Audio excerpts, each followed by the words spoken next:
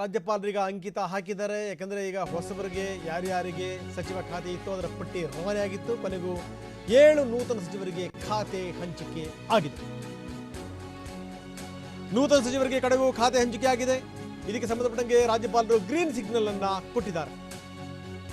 ಖಾತೆ ಹಂಚಿಕೆಯ ಪಟ್ಟಿ ರವಾನೆ ಆಗಿತ್ತು. ಆ ಪಟ್ಟಿಗೆ ಸಂಬಂಧಪಟ್ಟಂಗೆ ಈಗ ರಾಜ್ಯಪಾಲರು ಕೂಡ ಅಂಕಿತ ಹಾಕಿ ಆಯಿತು.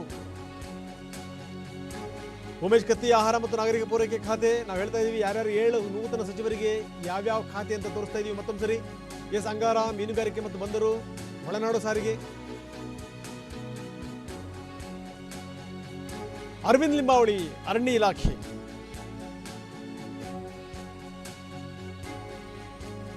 ಮುರುಗೇಶ್ ನಿರಾಣಿ ಗಣಿ ಮತ್ತು ಭೂವಿಜ್ಞಾನ ಇಲಾಖೆ, ಎಂಟಿಬಿ ನಾಗರಾಜ್ ಕಣ್ಣಿಟ್ಟಿದ್ದೇ ಬೇರೆದಕ್ಕೆ, ಆದ್ರೆ ಅವರಿಗೆ ಸಿಕ್ಕಿರುವಂಥದ್ದು ಅಬಕಾರಿ ಇಲಾಖೆ. ವಸತಿ ಕೇಳಿದ್ರು. ಸಿಬಿ ಯೋಗೇಶ್ವರ್ ಸಣ್ಣ ನೀರಾವರಿ ಇಲಾಖೆ, ಆರ್ ಶಂಕರ್ ಪೌರಾಡಳಿತ ಮತ್ತು ರೇಷ್ಮೆ ಇಲಾಖೆ.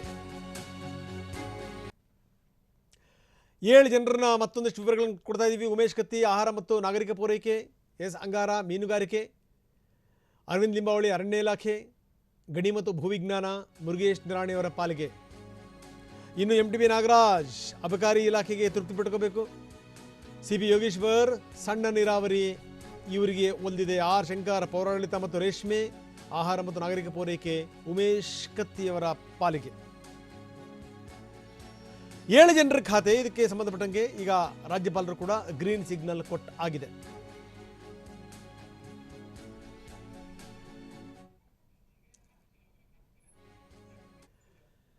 ಬನ್ನಿ, ನಮ್ಮ ಪ್ರತಿನಿಧಿ ಕಿರಣ್ ಹನ್ನೆರಡು ಈಗ ನಮ್ಮೊಂದಿಗೆ ದೂರವಾಣಿ ಸಂಪರ್ಕದಲ್ಲಿದ್ದಾರೆ. ಕಿರಣ್ ನೇರ ಸಂಪರ್ಕದಲ್ಲಿದ್ದಾರೆ. ಕಿರಣ್, ನಾವು ನೋಡ್ತಾ ಇದೀವಿ ಏನು ಅಂತಂದ್ರೆ ಅಂತೂ ಇಂತೂ ರಾಜ್ಯಪಾಲರು ಕೂಡ ಗ್ರೀನ್ ಸಿಗ್ನಲ್ ಕೊಟ್ಟರು. ಈಗ ಬೇರೆ ಬೇರೆ ಚಟುವಟಿಕೆಗಳು ಕೂಡ ಆರಂಭ ಆಗಿದೆ. ಈ ಚಟುವಟಿಕೆಗಳು ಏನು, ಎತ್ತ, ಯಾರ್ಯಾರು ಏನೇನು ಮಾಡ್ತಾ ಇದ್ದಾರೆ, ಯಾರ್ಯಾರು ಏನೇನು ಕನಸು ಕನವರಿಕೆಗಳಿತ್ತು ಪ್ರಶ್ನೆ ಬೇರೆ. ಆದರೆ ಈಗಿನ ಡೆವಲಪ್ಮೆಂಟ್ಗಳು ಏನೇನು ರಾಜ್ಯಪಾಲರು ಕೂಡ ಈಗ ಅಂಕಿತ ಹಾಕಿ ಆಯಿತು. ಕಿರಣ್,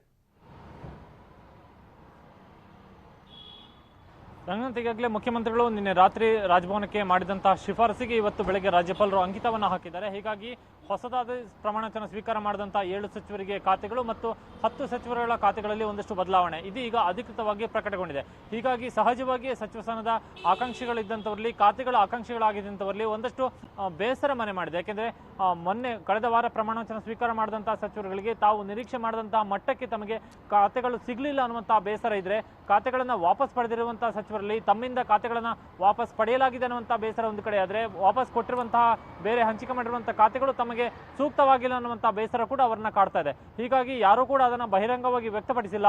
ಯಾರು ಕೂಡ ಈವರೆಗೆ ಮುಖ್ಯಮಂತ್ರಿಗಳನ್ನ ಭೇಟಿ ಮಾಡಿ ಅವರಿಗೆ ತಮ್ಮ ಬೇಸರವನ್ನು ಹೇಳಿಕೊಳ್ಳುವಂತ ಪ್ರಯತ್ನವನ್ನು ಮಾಡಿಲ್ಲ. ಅದಕ್ಕೂ ಮಿಗಿಲಾಗಿ ಮುಖ್ಯಮಂತ್ರಿಗಳು ಯಾವುದೇ ಸಚಿವರುಗಳಿಗೆ ಇವತ್ತು ಭೇಟಿಗೆ ಅವಕಾಶ ಸಿಕ್ಕಿಲ್ಲ. ಬಹುತೇಕ ಸಂಜೆ ವೇಳೆಗೆ ಈ ಬೇಸರಗೊಂಡಿರುವಂತಹ ಸಚಿವರೇನಾದರೂ ಮುಖ್ಯಮಂತ್ರಿಗಳ ಭೇಟಿಗೆ ಅವಕಾಶ ಸಿಕ್ಕಿದ್ರೆ ಭೇಟಿ ಮಾಡಿ ತಮ್ಮ ಬೇಸರವನ್ನ ಮುಖ್ಯಮಂತ್ರಿಗಳ ಮುಂದೆ ಪ್ರಸ್ತಾಪ ಮಾಡಬಹುದು.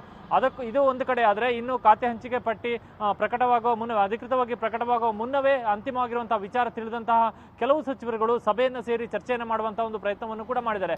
ಸಚಿವ ಸುಧಾಕರ್ ಅವರ ನಿವಾಸದಲ್ಲಿ ಸಚಿವರಾದಂತಹ ಗೋಪಾಲಯ್ಯ, ಎಂಟಿಬಿ ನಾಗರಾಜ್, ನಾರಾಯಣಗೌಡ ಹೀಗೆ 3-4 ಜನ ಸಚಿವರು ಸಭೆಯನ್ನು ಸೇರಿ ಚರ್ಚೆಯನ್ನು ಮಾಡಿದ್ದಾರೆ. ಆದರೆ ಆ ಒಂದು ಚರ್ಚೆ ಸಭೆಯಲ್ಲಿ ದೊಡ್ಡ ಪ್ರಮಾಣದ ಅಸಮಾಧಾನವನ್ನು ವ್ಯಕ್ತಪಡಿಸುವಂತಹ ರೀತಿಯಲ್ಲಿ ಅವರು ಚರ್ಚೆಯನ್ನು ಮಾಡಿಲ್ಲ. ಬದಲಾಗಿ ಮುಖ್ಯಮಂತ್ರಿಗಳ ಮುಂದೆ ತಮ್ಮ ಒಂದು ವಿಚಾರವನ್ನ ಪ್ರತಿಪಾದಿಸಬೇಕನ್ನುವಂತಹ ರೀತಿಯಲ್ಲಿ ಅವರು ಚರ್ಚೆಯನ್ನು ಮಾಡಿದ್ದಾರೆ. ಯಾಕೆಂದ್ರೆ ಯಾರನ್ನೂ ಕೂಡ ಇಲ್ಲಿ ಮುಖ್ಯಮಂತ್ರಿಗಳು ಕೈ ಬಿಟ್ಟಿಲ್ಲ ಅಥವಾ ಅವರ ಖಾತೆಗಳಲ್ಲಿ ದೊಡ್ಡ ಪ್ರಮಾಣದ ವ್ಯತ್ಯಾಸಗಳಾಗದೇ ಇದ್ರೂ ಕೂಡ ತಮ್ಮನ್ನ ಇದ್ದಂತ ಖಾತೆಗಳಿಂದ ತಮ್ಮನ್ನ ಬಿಡುಗಡೆಗೊಳಿಸಿರುವಂತದ್ದು ಅವರಿಗೆ ಒಂದಷ್ಟು ಬೇಸರವನ್ನು ತಂದಿದೆ. ಪ್ರಮುಖವಾಗಿ ಇಲ್ಲಿ ಸುಧಾಕರ್ ಅವರ ಬಳಿಯಿಂದ ವೈದ್ಯಕೀಯ ಶಿಕ್ಷಣ ಖಾತೆಯನ್ನು ತೆಗೆದಿರುವಂತಹ ಅವರಿಗೆ ಸಹಜವಾಗಿ ಬೇಸರ ತಂದಿದೆ.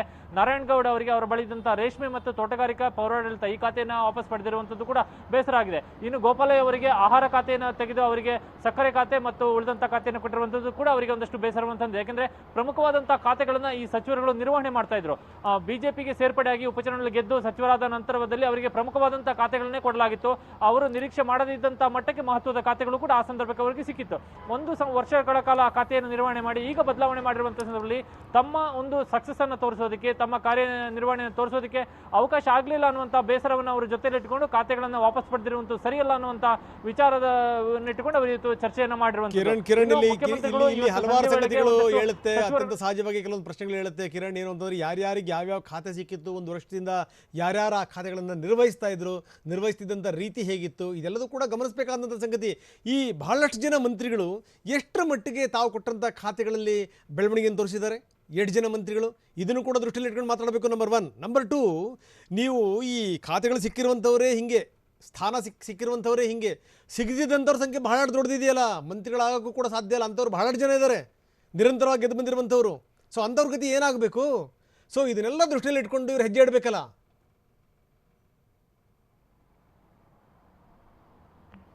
ರಂಗನಾಥ್, ಇಲ್ಲಿ ಸಚಿವರಾದಂಥ ಆಗಿರುವಂಥವರಿಗೆ ಅವರುಗಳು ತಮ್ಮ ಖಾತೆಗಳ ಬಗ್ಗೆ ವಿಚಾರವಾಗಿ ತಮಗೆ ಈಗ ಸಿಕ್ಕಿರುವಂತಹ ತಮ್ಮಿಂದ ತೆಗೆದುಕೊಂಡಿರುವಂತಹ ಖಾತೆಗಳ ವಿಚಾರವಾಗಿ ಮಾತ್ರ ಈ ಕ್ಷಣಕ್ಕೆ ಅವರು ಯೋಚನೆ ಮಾಡ್ತಿದ್ದಾರೆ.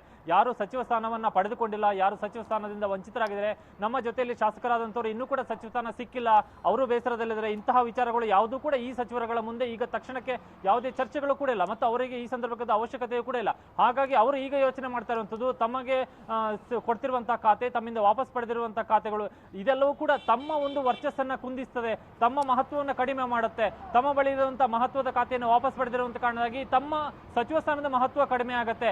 ಈ ರೀತಿಯಾದಂತಹ ಆತಂಕ ಅವರನ್ನ ಕಾಡ್ತಾ ಇದೆ. ಆ ಕಾರಣಕ್ಕಾಗಿ ಅವರೀಗ ಚರ್ಚೆಯನ್ನು ಮಾಡ್ತಾ ಇರುವಂತದ್ದು, ಸಭೆಯನ್ನ ಸೇರ್ತಾ ಇರುವಂತದ್ದು, ಮುಖ್ಯಮಂತ್ರಿಗಳನ್ನ ಭೇಟಿ ಮಾಡಿ ತಮಗೆ ಮಹತ್ವದ ಖಾತೆಗಳನ್ನ ಕೊಡಿ ಅನ್ನುವಂತ ರೀತಿಯಲ್ಲಿ ಬೇಡಿಕೆ ನೀಡೋದಕ್ಕೆ ತೀರ್ಮಾನವನ್ನ, ಚರ್ಚೆಗಳನ್ನ ಮಾಡ್ತಾ ಇರುವಂತದ್ದು. ಯಾಕಂದ್ರೆ ಸಚಿವರು ಇಲ್ಲಿ 2 ವಿಚಾರವನ್ನ ನಾವು ಗಮನಿಸಬೇಕು.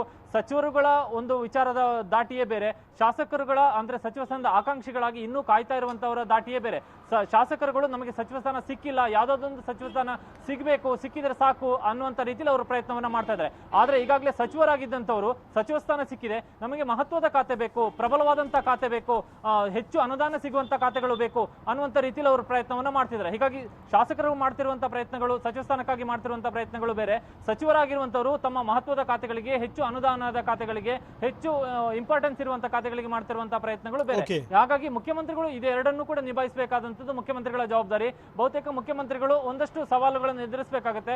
ಸಂಜೆ ವೇಳೆಗೆ ಈ ಎಲ್ಲ ಒಂದಷ್ಟು ಸವಾಲುಗಳನ್ನ, ಒಂದಷ್ಟು ಹರಳುಗಳೇನಿದೆ ಅದೆಲ್ಲವನ್ನು ಕೂಡ ಅವರು ನಿವಾರಣೆ ಮಾಡುವಂತಹ ಒಂದು ವಿಶ್ವಾಸವನ್ನು ಕೂಡ ಮುಖ್ಯಮಂತ್ರಿಗಳು ಹೊಂದಿದ್ದಾರೆ. ಯಾಕೆಂದ್ರೆ ಇಲ್ಲಿ ಬದಲಾವಣೆ ಮಾಡಿರುವಂತಹ ವಿಚಾರದಲ್ಲಿ ಕೆಲವರಿಂದ ವಾಪಸ್ ಪಡೆದಿದ್ರು ಕೂಡ ಒಂದಷ್ಟು ಮಹತ್ವದ ಖಾತೆಗಳನ್ನು ವಾಪಸ್ ಕೊಟ್ಟಿದ್ದಾರೆ. ಈ ಎಲ್ಲ ವಿಚಾರಗಳನ್ನು ಅಸಮಾಧಾನ ಆಗ್ತಾ ಇರುವಂತಹ ಶಾಸಕರನ್ನ ಸಮಾಧಾನ ಮಾಡುವಂತಹ ವಿಶ್ವಾಸವನ್ನ ಸಿಎಂ ಹೊಂದಿದ್ದಾರೆ. ರಂಗನಾಥ್, ಧನ್ಯವಾದ ಕಿರಣ್ ತಮ್ಮೆಲ್ಲ ಮಾಹಿತಿಗೆ.